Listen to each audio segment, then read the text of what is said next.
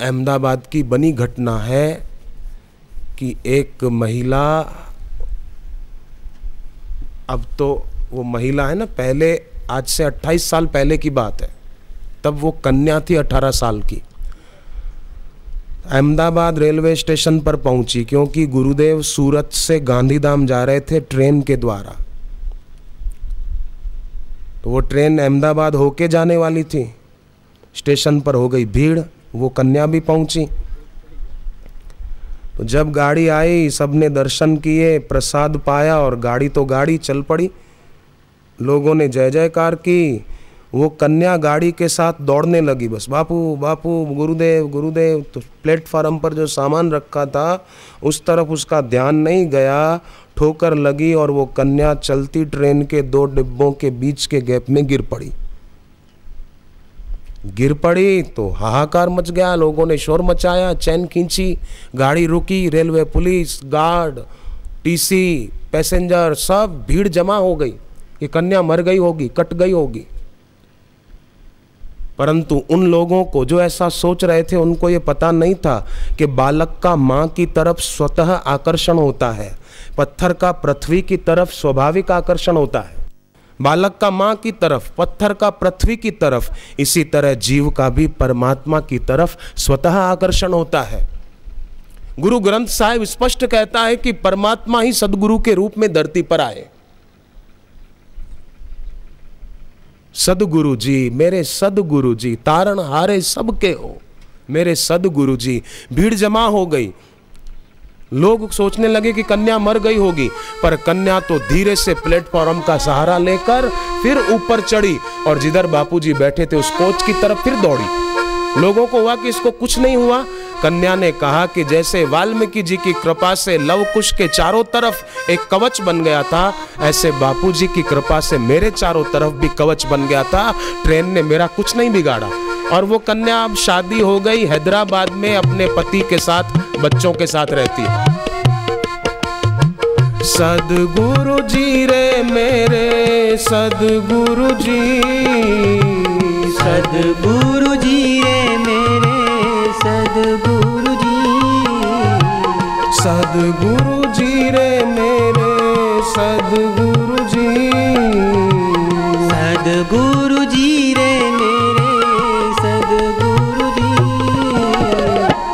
तारण हारे सबके हो मेरे सदगुरु जी, तारण हारे सबके हो मेरे सदगुरु जी।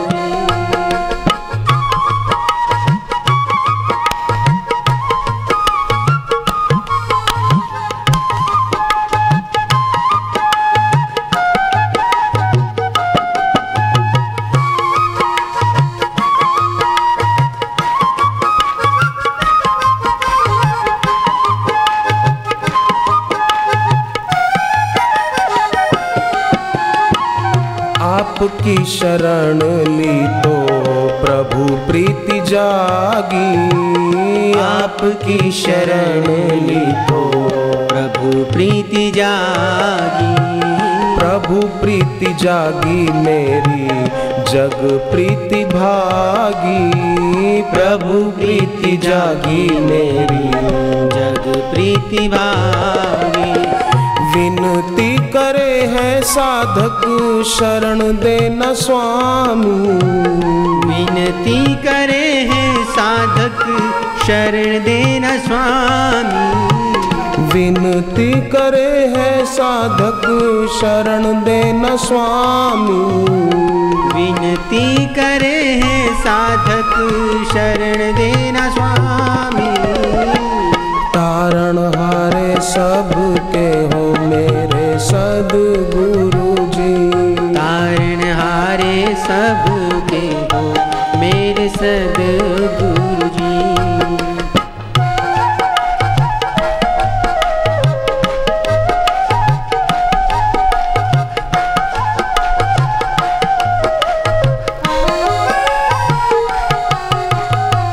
सदगुरु महिमा देखो ईश्वर ने गाई, सदगुरु महिमा देखो ईश्वर ने गाई, वेद शास्त्र गीता में भी गुरु महिमा गाई।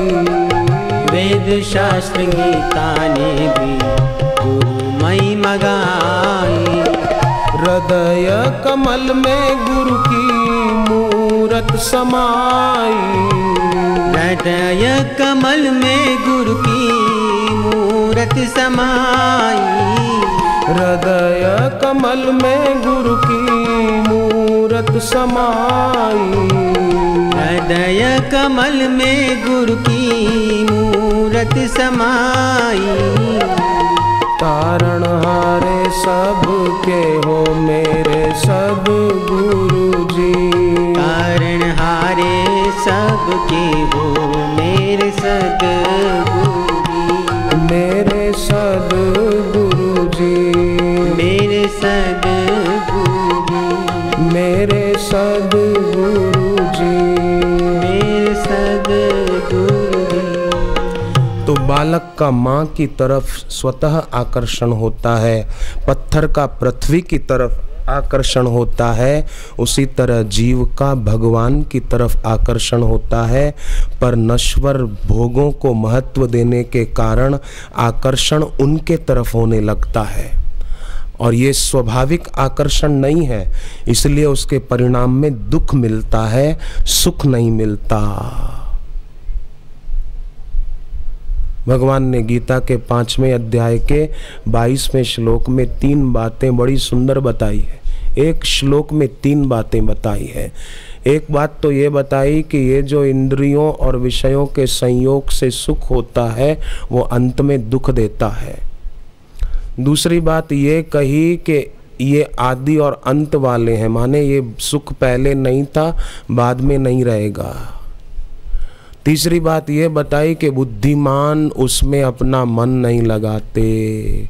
बुद्ध नहीं करहि अधम जन संगा, न तेषु रमते बुधा। बुद्धिमान उसमें मन नहीं लगाते, बुद्धिमान अपना मन भक्ति में लगाते हैं। दिया जलता है ना तो अच्छा लगता है, पर जलते हुए दिए का अंत कालिमा में होता है। उसी प्रकार संसार के विषयों का अंत दुखों में ही होता है, परंतु आरंभ पर नजर होती है, परिणाम पर नजर नहीं होती। आरंभ पर नजर होना पशुता है और परिणाम पर नजर होना ये देवत्व है। किसी भी कार्य का परिणाम ख्याल करके फिर व्यक्ति करे। शराब पी ली, बोले मजा आएगा, परंतु परिणाम का ख्याल रखकर पी प्यारे कि लीवर खराब होगा, किडनी खराब होगी, जीवन खराब होगा, क्या फायदा। एक व्यक्ति शराब बहुत पीता था, उसका बड़ा भाई बहुत समझाता था पर वो मानता ही नहीं था। एक दिन क्या हुआ कि बड़े भाई ने कहा कि देख मैं जा रहा हूँ दूसरे शहर, तेरी भाभी मायके गई हुई है, तू कल जाकर उसको ले आना, पर देख ज़्यादा शराब पीकर मत जाना, और मेरे ससुर कुछ पूछें तो खाली हाँ या ना में जवाब देना, क्योंकि बुद्धि वैसे ही कम है शराब पीने के कारण। बोले ठीक है। अगले दिन सुबह सोचा कि बड़े भाई ने ज़्यादा पीने को मना किया है, थोड़ा पीने को मना नहीं किया, तो उसने थोड़ी पी और मुंह में स्प्रे कर लिया ताकि किसी को पता न चले कि मैंने शराब पिया है। शराब पीने वाले भी बड़े होशियार हो गए हैं, मुंह में स्प्रे कर दिया। गया, खाया पिया भाई के ससुराल में। शाम को गपशप करने बैठे तो भाई के ससुर ने पूछा क्यों, गांव में सब मज़े में तो हैं? तो उसको बड़े भाई की बात याद आई कि हाँ के ना में जवाब देना है। गांव में सब मज़े में हैं? बोला हाँ। मेरे दामाद मज़े में थे? बोला ना। पहले हाँ कहा तो अब ना कहने की बारी थी। गांव में मज़े में? बोले हाँ। दामाद मज़े में? ना। तो हालत बहुत खराब थी? हाँ। अभी कुछ सुधार हुआ? बोले ना। तो हालत बहुत चिंताजनक है? बोला हाँ। अरे जिंदा तो है? बोले ना। तो क्या मर गया? बोले हाँ। अब घर के लोग रोने लगे, ये भी रोने लगा कि क्या हुआ इन सबको। फिर कहा कि मेरी भाभी को भेजो, मैं तो उसको ले जाने के लिए आया हूं।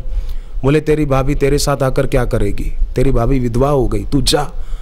वो घर आया और अगले दिन बड़े भाई आए तो पूछा क्यों भाभी को लेने नहीं गया था? बोले गया था पर आपके ससुर बोले कि मेरी भाभी विधवा हो गई है।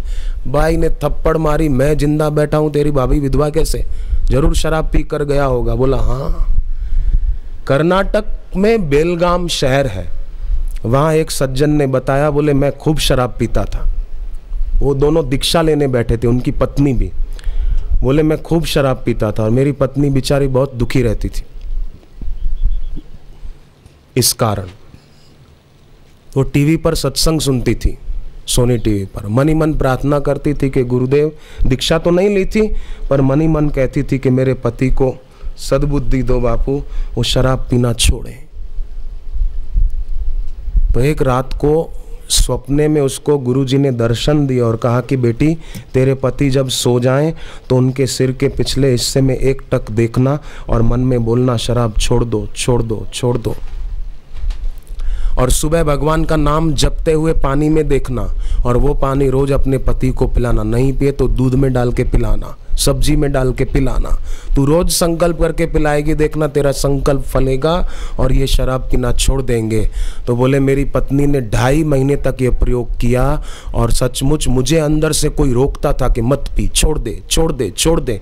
वो जो पत्नी का शुभ संकल्प था, स्वप्ने में बापू ने प्रेरणा दी, वैसा उसने किया तो मेरी शराब छूट गई और अब हम दोनों साथ में दीक्षा ले रहे हैं। कैसा जीवन बदल गया। वो टीवी पर देखती थी और सतत चिंतन होता था। देखो त्रिजटा रामायण की कथा है, सुंदर कांड में ये बात आती है। रामचरितमानस के 7 कांड है, उसमें 5वां सुंदर कांड है। कई लोग शनिवार को सुंदर कांड का पाठ करते हैं। तो सुंदर कांड में ये बात आती है कि त्रिजटा नाम की एक राक्षसी थी, विभीषण की बेटी थी। त्रिजटा ने स्वप्ना देखा कि एक वानर आया है, उसने लंका जला दी है, राक्षसों को मार दिया है। आप सोचो क्या वो सपना सच नहीं हुआ? हनुमान जी तो तब पहुंचे थे, जलाई नहीं थी लंका और त्रिजटा की हनुमान जी की कोई मुलाकात नहीं हुई थी, पर फिर भी त्रिजटा को पहले ही स्वप्ने में संकेत हो गया, स्वप्ने वानर लंका जारी। और सचमुच फिर जारा नगर निमिष एक माही, एक विभीषण कर ग्रह नाही, पूरी लंका जल गई। तो भक्ति होती है, श्रद्धा होती है, तो कई बार स्वप्ने में भी ऐसे संकेत मिल जाते हैं और भक्त बड़ी आपदाओं से, विपदाओं से बच जाता है। एक दूसरे ऐसे भक्त थे, वो रहते अहमदाबाद में, अभी तो उनका शरीर नहीं रहा। मैं जब 21 साल पहले आश्रम में आया था तब उनको देखता था, बड़ी उम्र थी उनकी तब। तो उनके जीवन की घटना है। साबरमती में उनकी होटल अभी भी है अहमदाबाद में। तो रोज बापूजी को कहते, गुरुदेव मेरे घर पधारो ना, मेरे घर को पावन करो ना, आपके चरण पड़ेंगे मेरा घर पवित्र हो जाएगा। गुरुदेव कहते थे हाँ देखेंगे, समय मिलेगा तब आएंगे। तो सतत चिंतन गुरुजी का होता था। तो एक रात को घर में स्वप्न देखा कि गुरुदेव घर पधारे हैं, प्रणाम किया, पूजन किया। तो गुरुदेव ने कहा जल्दी कर, अब होटल पे जाओ, जो दूध आया है वो यात्रियों को, ग्राहकों को मत देना, सारा दूध फेंकवा दो। आँख खुली, देखा घड़ी में टाइम 4:30 बजे है। तैयार होकर होटल पहुँचे। वो होटल अभी भी है, वो नहीं है, उनके बेटे चलाते हैं। होटल पहुँचे, देखा कि नौकर चाय बनाकर ग्राहकों को दे रहे हैं। रोक दिया कि फेंक दो, सारा दूध चाय सब फेंक दो। बोले क्यों? बोले बापूजी ने कहा है। तो नौकरों ने कहा सुबह सुबह बापू आपके घर आए क्या? बोले नहीं, स्वप्ने में कहा। तो नौकर बोले अरे स्वप्ने की बात सच्ची थोड़ी होती है, ये झूठी होती है, फेंक दो, ये छोड़ दो, ये दूध क्यों फेंकना? सेठ ने कहा मैं कह रहा हूँ फेंक दो। नौकरों ने एक दूसरे को इशारा किया कि हाँ सेठ जी फेंक देते हैं। उन्होंने सोचा कि अपन बेच देंगे, रोकड़ी कर लेंगे, पर दूध एक कुत्ते के पिल्ले को पिलाया तो वो थोड़ी देर में मरा हुआ मिला। तब उनको दुख हुआ और सारा दूध छाना तो देखा मरी हुई बड़ी छिपकली निकली उसमें से। तब उन्होंने सेठ से माफ़ी मांगी और कहा कि सेठ जी हमसे भूल हो गई, हमसे भूल हो गई, हमको माफ़ कर दो। पर अगर वो दूध दूसरे लोगों को पिला देते तो शायद सेठ को भी हथकड़ियाँ होती और नौकरों को भी होती। हो सकता है किसी होटल से कोई आ चीज़ खाए और कोई आदमी बेहोश हो जाए, तो उस होटल वाले पर केस हो सकता है। पर उन्होंने गदगद कंठ से बताया कि कैसे बापूजी ने स्वप्ने में आकर मुझे संकेत दिया और मुझे हथकड़ियां लगने से बचाया। गीता के 12वें अध्याय का उपक्रम और 12वें अध्याय का उपसंहार भगवान ने श्रद्धा से किया है। भगवत गीता पढ़ो। 12वें अध्याय का पहला श्लोक अर्जुन का प्रश्न है और 12वें अध्याय का दूसरा श्लोक श्री कृष्ण का उत्तर है। लोग पढ़ते नहीं, फिल्म स्टोरियां, नॉवल, कथाएं, फालतू मैगजीन तो खूब पढ़ते हैं, उसके लिए समय मिल जाता है, पर गीता पढ़ने के लिए बोले समय नहीं मिलता। कोई बुजुर्ग आदमी अंतिम सांस गिन रहा हो, उसका अंतिम समय आया हो और आप उसके आगे बैठकर गीता का 8वां अध्याय पढ़ो, उसकी बहुत ऊंची गति होगी, बहुत ऊंची गति होगी। कोई गुजर गए हैं पहले हमारे घर में और हमको ऐसा लगता है कि पितृदोष है हम पर, पितृगण पितृलोक में अभी शांत नहीं है या उनकी गति अच्छी नहीं हुई, तो हर अमावस्या को गीता जी के 7वें अध्याय का पाठ करो, लोटा जल भर के रखो। पाठ पूरा हो जाए तो वो लोटा जल सूर्य के सामने खड़े होकर मन में प्रार्थना करो कि सूर्य भगवान, यमराज आपके पुत्र हैं और यमराज मृत्यु के देवता हैं, हमारे घर में पहले जो गुजर गए हैं, हम उनकी आत्मा की शांति के लिए ये गीता पाठ का पुण्य अर्पण कर रहे हैं। ऐसा करके वो जल सूर्य को चढ़ा दो, अर्घ्य दे दो, पितृदोष से मुक्ति मिलेगी, पितृगण राजी होंगे और उनके आशीर्वाद से घर में सुख शांति बढ़ेगी। समझो किसी का पाचन बहुत खराब रहता है, पेट बहुत खराब है, पाचन ठीक नहीं है, तो दायां हाथ नाभि पर रखो, बायां उसके ऊपर रखो और गीता के 15वें अध्याय का 14वां श्लोक 7 बार या 11 बार बोलो। अहम वैश्वानरो भूत्वा प्राणिनाम देहमार्षित प्राणपान समायुक्त पचाम्य अन्नम चतुर्विधम। हे भगवान, आपका ही वचन है। इसका अर्थ ये होता है अहम वैश्वानरो, भगवान कहते हैं अर्जुन, मैं सबके शरीर में वैश्वानर माने जठराग्नि के रूप में बैठा हूं और खाया हुआ अन्न मैं ही पचाता हूं। ये अर्थ है इस श्लोक का। 15वें अध्याय का 14वां श्लोक। जिसके घर में भूत प्रेत आदि की ज्यादा तकलीफ होती हो तो विष्णु पंजर नाम का एक ग्रंथ है, उसमें ये बातें आती हैं। गीता के 11वें अध्याय का 36वां श्लोक पढ़े और भगवान के नाम का जप करे तो उस जगह से भूत प्रेत आदि भाग जाएंगे। स्थाने ऋषि के शतव प्रकीर्त्या, ये गीता का श्लोक 11वें अध्याय का 36वां।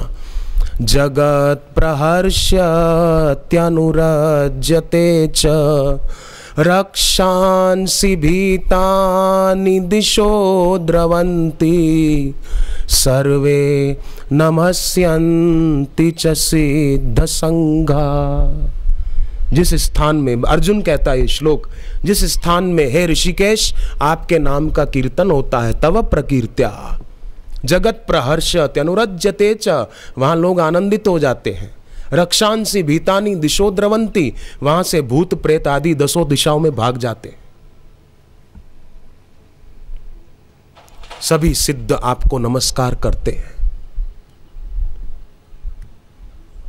और कई लोगों ने इसका अनुभव भी किया है, ये बात सच्ची है। राजस्थान के चित्तौड़ में एक 12 साल की बच्ची को एक भूत बहुत परेशान करता था। परिवार वाले दुखी थे। एक दिन तो वो प्रेत उस बच्ची के अंदर आकर बोला कि बस ये बच्ची आधे घंटे की मेहमान है, मैं इसको लेके ही जाऊंगा, आधे घंटे से ज़्यादा ये बच्ची नहीं जिएगी। तो बच्ची के चाचा जो थे वो बच्ची का हाथ पकड़ के जप करने लगे। गुरु मंत्र उन्होंने लिया हुआ था और उन्होंने संकल्प करके कहा कि प्रेत के बच्चे तू कैसे हमारी बच्ची को ले जाता है, हम देखते हैं। ये लग गए जप करने और घर की जो महिलाएं थी वो बहनें भी बड़ी भक्तिमती बहनें थी, वो बहनें भी लग गई श्री आशारामण का पाठ करने। गुरु चरण रज शीश धरी हृदय रूप विचार, श्री आशा रामायण कहो वेदांत को सार। धर्म कामार्थ मोक्ष दे रोग शोक संहार, भजे जो भक्ति भाव से शीघ्र हो बेड़ा पार। ऐसा पाठ करने लगी। पाठ की अंतिम पंक्तियां चल रही थी। वरा भय दाता सद्गुरु परमहि भक्त कृपाल, निश्चल प्रेम से जो भजे साईं करे निहाल। मन में नाम तेरा रहे, मुख पे रहे सुगीत, हमको इतना दीजिए रहे चरण में प्रीत। ये पाठ की अंतिम पंक्ति पूरी हुई और उन्होंने बताया, हमें ऐसा लगा कि घर में हमारे गुरुदेव पधारे। जैसे सत्संग में व्यासपीठ पर बापू पधारते हैं तो माहौल कैसा हो जाता है, ऐसा वातावरण हो गया। और आश्चर्य तो तब हुआ जब उस बच्ची के अंदर से वो प्रेत बोला कि बापू बापू मुझे माफ करो, अब मैं इस बच्ची को कभी तंग नहीं करूंगा। वो प्रेत बोला और एक झटके से उस बच्ची के शरीर से गया। उसके बाद आज तक नहीं आया और हमारी बच्ची उसके बाद बहुत खुश है। 4 साल बीत गए इस घटना को, अब बच्ची को कोई तकलीफ नहीं। हरि स्मृति सर्व विपदः विमोक्षणम, उनकी स्मृति वो सब विपत्तियों से मुक्ति दिला देती है। पर लोग तांत्रिकों का, दोरे धागे वालों का जितना सहारा लेते हैं उतना सहारा अगर भगवान का, भगवान के नाम का लें तो कितना अच्छा।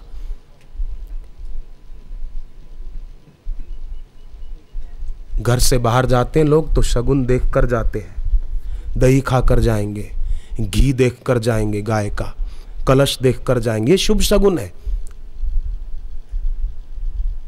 सुबह नींद में से उठकर जो गाय के घी का दर्शन करता है उसका पूरा दिन अच्छा जाता है। कलश का दर्शन, दही का दर्शन, गुरु के श्री चित्र का दर्शन।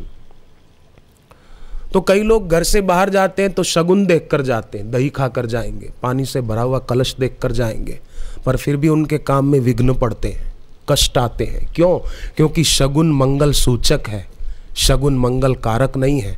भगवान का नाम मंगल कारक है और वो गुरु के मुख से दीक्षा में मिला हो तो कहना ही क्या, वो मंगल कारक है। मंगल भवन अमंगल हारी है। अग्नि पुराण में लिखा है, अग्नि देवता वशिष्ठ जी को कहते हैं कि ब्रह्मज्ञानी गुरु जब मंत्र देते हैं तो वो मंत्र जागृत मंत्र हो जाता। भगवान को तत्व रूप से पाए हुए महापुरुष जब दीक्षा देते हैं तो वो मंत्र जागृत मंत्र हो जाता। देखो, शास्त्र को जानने वाले तो कई लोग मिलेंगे, शास्त्र पढ़ने वाले भी बहुत लोग मिलेंगे, शास्त्र पढ़ाने वाले भी बहुत मिलेंगे। यजुर्वेदाचार्य यजुर्वेद पढ़ाते हैं, ऋग्वेद पढ़ाते हैं, ये वेदाचार्य भी बहुत मिल जाएंगे, पर तत्व का अनुभव करने वाले नहीं मिलेंगे। लगन वाले आदमी बहुत कम मिलते हैं। भगवान ने गीता में इसलिए कहा, यतताम अपि सिद्धानाम कश्चिन माम वेति तत्वतः। यतताम अपि, स्वयं की लगन होने से तो परमात्मा के यथार्थ रूप को जान सकते हैं, पर लगन के बिना केवल सुनने से नहीं जान सकते। लगन हो। बापूजी की लगन थी बचपन से ही, स्वयं की लगन थी और गुरु के वचन सुने तो काम हो गया। देह सभी मिथ्या हुई, जगत हुआ निसार, हुआ आत्मा से तभी अपना साक्षात्कार। लगन थी स्वयं की, तभी माँ को छोड़ा, पत्नी को छोड़ा, घर की सुविधा और संपत्ति को छोड़ा। छोड़ के घर मैं अब जाऊंगा, लक्ष्य प्राप्त कर लौटाऊंगा। नाथ के दर्शन पाए, लक्षाधिपति आशीष पाए, पुनि पूजा पुनः संकल्प पाए, ईश प्राप्ति आशीष। छोड़ के घर में अब जाऊंगा, लगन थी तभी तो। लगन होती है स्वयं की। रामकृष्ण देव की भी खुद की लगन थी, लगन थी तभी तो वासनाक्षय पहले हो गया था, वासना रही नहीं थी। मनोनाश, वासनाक्षय पहले हो गया था। और गुरु के थोड़े वचन सुने, बोध हो गया, हो गए ब्रह्मवितम। पूज्य बापू के जीवन में भी वासनाक्षय, मनोनाश पहले हो गया और गुरु के वचन मिले, हो गया बोध। देह सभी मिथ्या हुई, जगत हुआ निसार, हुआ आत्मा से तभी अपना साक्षात्कार, हुआ आत्मा से तभी अपना साक्षात्कार। ऐसी लगन हमारे में जग जाए तो कितना अच्छा हो जाए। ऐसी लगन न लगे तो कोई बात नहीं, गुरु के चरणों में ही लगन लगा ले तो भी काम हो जाएगा। गुरु के चरणों में प्रीति दृढ़ कर ले तो भी काम हो जाएगा। आज से पक्का कर ले बस।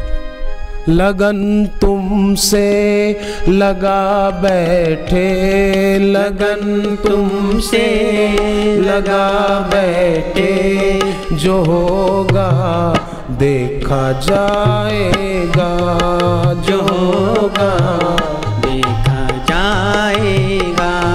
लगन तुमसे लगा बैठे, लगन तुमसे लगा बैठे, जो होगा देखा जाएगा, जो होगा देखा जाएगा।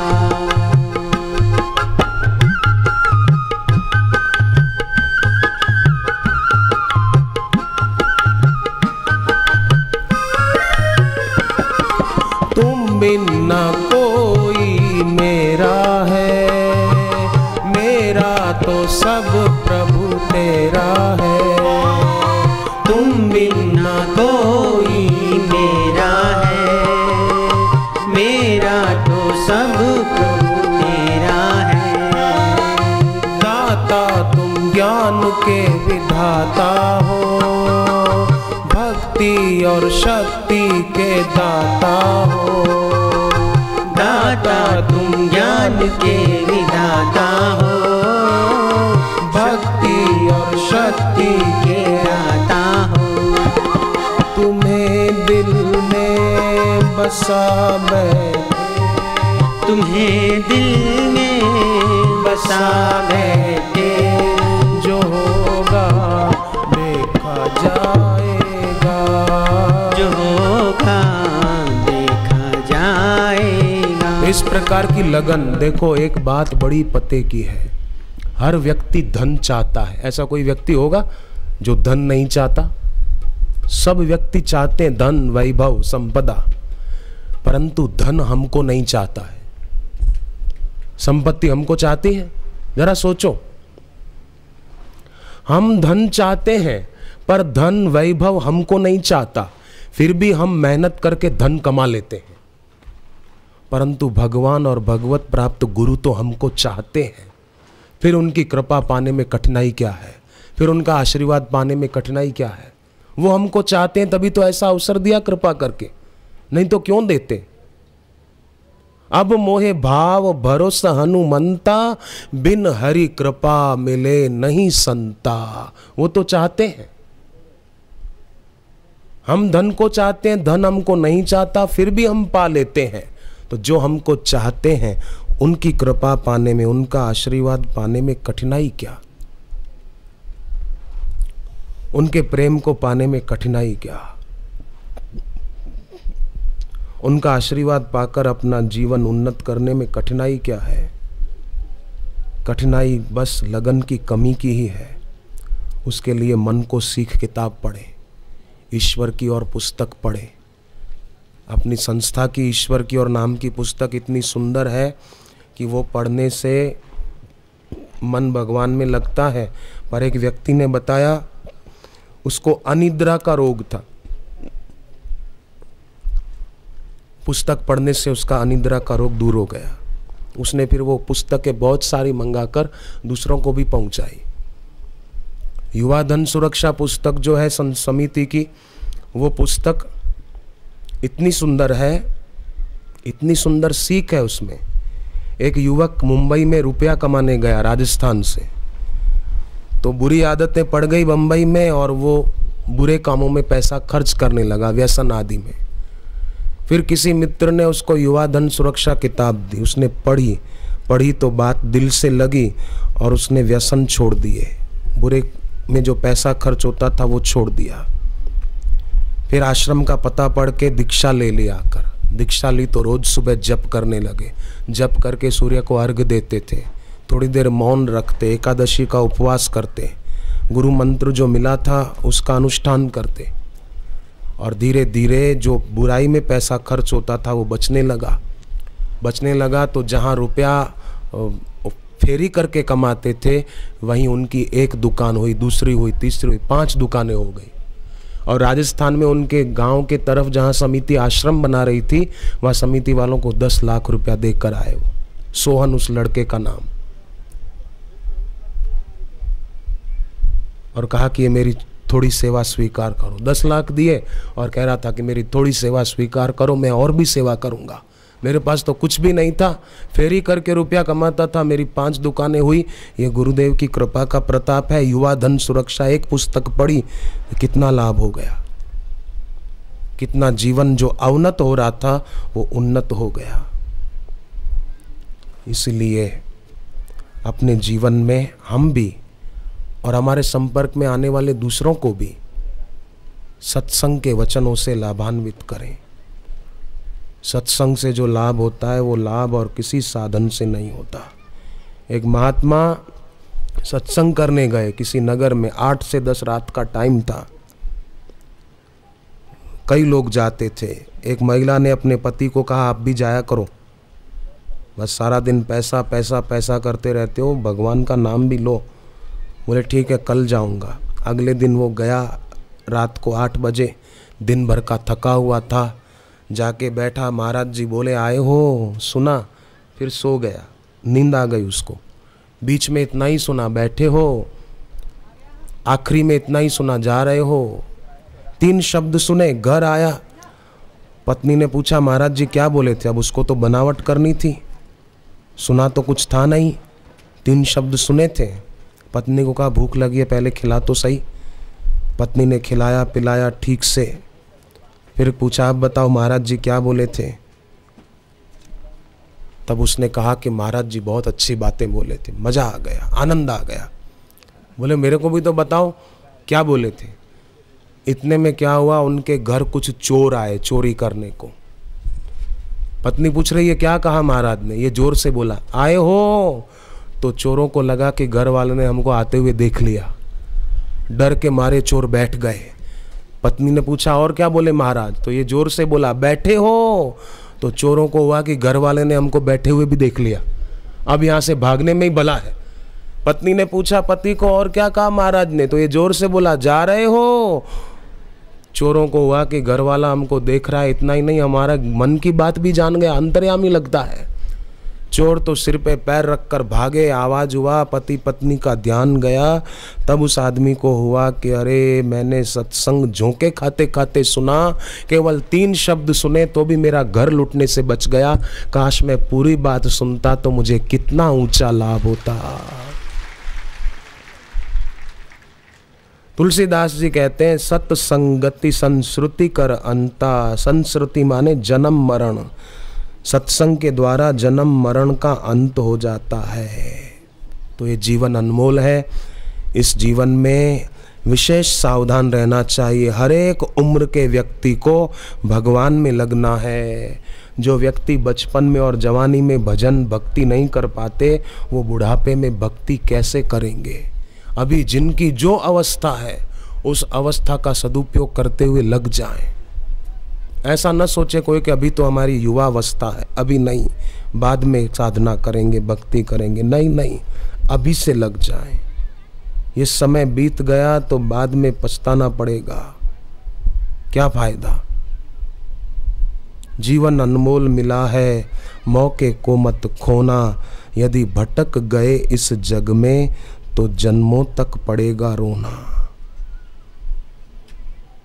इसलिए जन्मों तक रोना न पड़े तो अभी से समय को खोना बंद कर दें, समय को सार्थक करना शुरू कर दें। समय सार्थक होगा, समय मिले तो सत्संग की पुस्तक पढ़े। एक छोटे बच्चे ने, 8 साल का बच्चा था, बाल संस्कार नाम की पुस्तक पढ़ी तो अपने पिताजी को पान पराग खाना छुड़ा दिया। 8 साल के बच्चे ने। छत्तीसगढ़ राज्य के एक शहर में, मैं शहर का नाम भूल गया, वहाँ एक बच्चे ने अपने पिताजी से सिगरेट पीना छुड़ा दिया। जब भी उसके पिताजी सिगरेट पीने लगते तो बेटा कहता, पिताजी गुरुजी देख रहे हैं। बापूजी की तस्वीर की तरफ इशारा करके कहता, बापूजी देख रहे हैं और आप सिगरेट पी रहे हो। वो बाप फेंक देता। धीरे धीरे उसने सिगरेट पीना ही छोड़ दिया। ऐसे भी बच्चे हो गए, देखो, संस्कारी।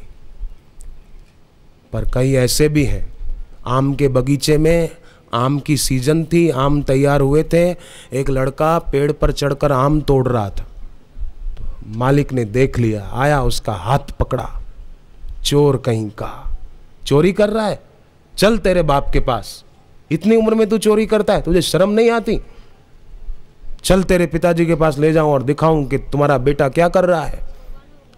तो लड़का बोला, पिताजी के पास ले जाना है? बोले हाँ। तो उधर मत ले चलो, दूसरे पेड़ पर बैठे वो भी आम उतार रहे हैं। संस्कार, सात्विकता जीवन में बहुत बहुत जरूरी है और वो सत्संग के द्वारा ही काम होगा और किसी साधन से नहीं होगा। शास्त्रों को, धार्मिक किताबों को पढ़ने से उतना ज्ञान नहीं होता जितना सत्संग से होता है। किताबें पढ़ने वाला व्यक्ति भूल कर सकता है, पर गुरु के सानिध्य में रहने वाला व्यक्ति भूल से बच सकता है, पाप से बच सकता है। क्योंकि सद्गुरु का सानिध्य वो बहुत महत्व की वस्तु है। गुरु की दृष्टि वो बहुत महत्व की होती है। मैं आपको क्या बताऊं, कैसी भक्तों की विलक्षण बातें हैं और उनकी श्रद्धा से उनको कैसा लाभ होता है गुरु की दृष्टि से। महाराष्ट्र में नांदेड़ शहर है, वहाँ एक भाई श्रीकांत चंद्रवंशी, तो उनकी आंखों की रोशनी, कंप्यूटर का काम था तो रोशनी बहुत कम हो गई थी। डॉक्टरों को दिखाया, कई बड़े बड़े नेत्र विशेषज्ञों को दिखाया, तो उन्होंने कहा कि भाई अब आपकी आंखें ठीक हो, ऐसा कोई लक्षण दिखता नहीं, नस सूख रही है, ये है। उन्होंने कई कारण बताए। तो श्रीकांत भाई ने सोचा कि मेरी आंखें सदा के लिए चली जाए, क्यों ना एक बार मैं अहमदाबाद जाके आऊँ, सत्संग सुन के आऊँ, गुरुदेव का दर्शन करके आऊँ, फिर जाना हो तो भले जाए आके, जो होगा देखा जाएगा। लगन तुमसे लगा बैठे। वो अहमदाबाद आए। दिवाली का पर्व था, आश्रम में भीड़ थी, सब भक्त बैठे थे, वो भी उनके बीच आकर बैठ गए चुपचाप। गुरुदेव जब शाम को निकट से दर्शन देने के लिए पधारे तो उसने अधीर होकर ऐसा नहीं कहा, बापूजी मेरी आंखें खराब हो गई, आप आशीर्वाद दो ठीक हो जाए, ऐसा नहीं कहा। वो तो बैठा रहा शांत, गुरुदेव के तरफ श्रद्धा भरी आंखों से देखते रहे वो सज्जन। और गुरुदेव की भी कृपा दृष्टि उन पर पड़ गई और उन्होंने बताया, उस दिन के बाद जैसे दिवाली को दिए जलाते हैं घी के तेल के, ऐसे ही दिवाली की शाम को बापूजी ने मेरे नेत्र दीपक जला दिए और मेरी आंखों की रोशनी सदा सदा के लिए बढ़िया हो गई।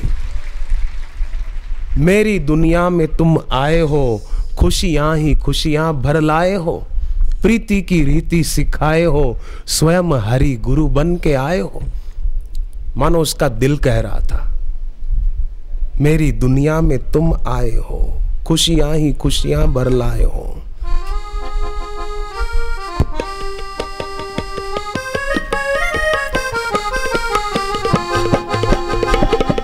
मेरी दुनिया में तुम आए हो, खुशियां ही खुशियां भर लाए हो। मेरी दुनिया में तुम आए हो, खुशियां ही खुशियां भर लाए हो। प्रीति की रीति सिखाए हो, स्वयं हरि गुरु बन के आए हो। रीति सिखाए हो, स्वयं हरि गुरु बन के आए हो। तुम ही प्रभु हो समझ बैठे, तुम ही प्रभु हो समझ बैठे, जो होगा देखा जाएगा, जो होगा देखा जाएगा। सूर्य तो केवल बाहर का अंधकार दूर करते हैं, परंतु गुरु हृदय का अंधकार दूर कर देते हैं। निराशा का अंधेरा, अविद्या का अंधेरा वो दूर कर देते हैं। अंधेरे के कारण आप कभी थिएटर में तो गए होंगे, थिएटर में अंधेरा होता है, पर्दे पर दृश्य दिखता है। कभी कभी पर्दे पर दिखता है कि आग लगी, आग, ओ हो इतनी आग, अरे सब जल गया, पर पर्दे को हाथ लगा के देखो तो गर्म भी नहीं हुआ होगा। कभी कभी लगता है पर्दे पर बाढ़ आ गई, पानी पानी पानी, पर पर्दे को हाथ लगा के देखो गीला भी नहीं हुआ होगा, पर दिखता है। क्यों दिखता है? अंधेरा है, इसलिए लाइट कर दो, उजाला कर दो, तो वो दृश्य जिसके आधार पर है वो दिखेगा, पर्दा दिखेगा, दृश्य नहीं दिखेगा। अंधेरा है तो दृश्य दिखेगा। ऐसे ही हृदय में अज्ञान का अंधेरा है, तभी ये दिखने वाला दृश्य जगत सच्चा लगता है, पर गुरु के ज्ञान का उजाला हो तो ये दृश्य जिसके आधार पर है उसका अनुभव होगा। अभी तो दृश्य में सत्य बुद्धि है, फिर दृष्टि अपने उद्गम में लीन होगी। इसीलिए शास्त्र कहते हैं कि श्रद्धा पूर्वक अपने गुरुदेव के दर्शन करने से दृश्य की आस्था मिटती है, मन ईश्वर में लग जाता है। उनके दर्शन की भी इतनी महिमा है। मुझे तो कुंता माता की बात बहुत अच्छी लगती है। पांडवों की माँ कुंता जी श्री कृष्ण भगवान को कहती हैं, भवतो दर्शनम यत्स्यात् अपुनर्भव दर्शनम, आपके दर्शन से हमारे पुनर्जन्म का अंत हो जाएगा, माने बार बार जन्म नहीं होगा। बड़े में बड़ा दुख है बार बार जन्म लेना और मरना, ये बड़े में बड़ा दुख है। इससे बड़ा और दुख कौन सा? मृत्यु का दुख और जन्म का दुख। बोलते हैं ना, प्रसूति की पीड़ा तो माँ जाने, माता को पता, उसी प्रकार जन्म की पीड़ा तो जन्मने वाला बच्चा जाने कैसी पीड़ा होती है।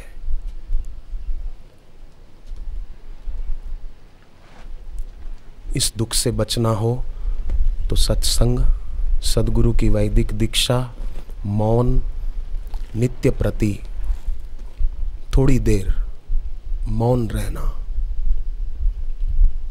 सत्संग सुनने के बाद तो खास थोड़ी देर मौन रखें।